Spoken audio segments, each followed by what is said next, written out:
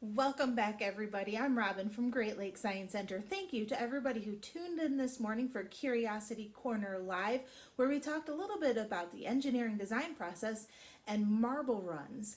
I challenged you to use materials around the house to build your very own Rube Goldberg machine or marble run. If you've not already checked out that video, be sure to do so and challenge yourself to build the next great contraption.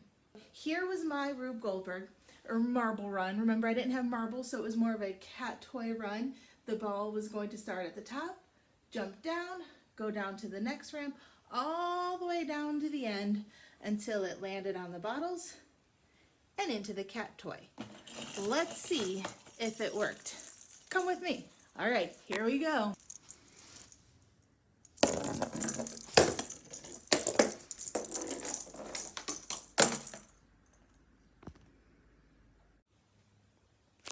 Yes, success. See, hard work and dedication really does pay off. Now let me show you another small Rube Goldberg device that I built as well. So this is a much smaller, it's a box-sized marble run. And because it's smaller, I also need to use a smaller marble. Let's see how it works. Ta-da!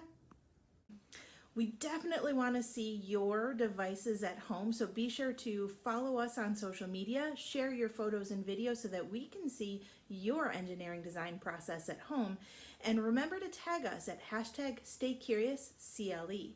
If you've not already subscribed, please remember to subscribe so that you can catch us live every day at 10:30 as we bring you lots of hands-on engineering design challenges, science activities and demonstrations, and special tours of Great Lakes Science Center.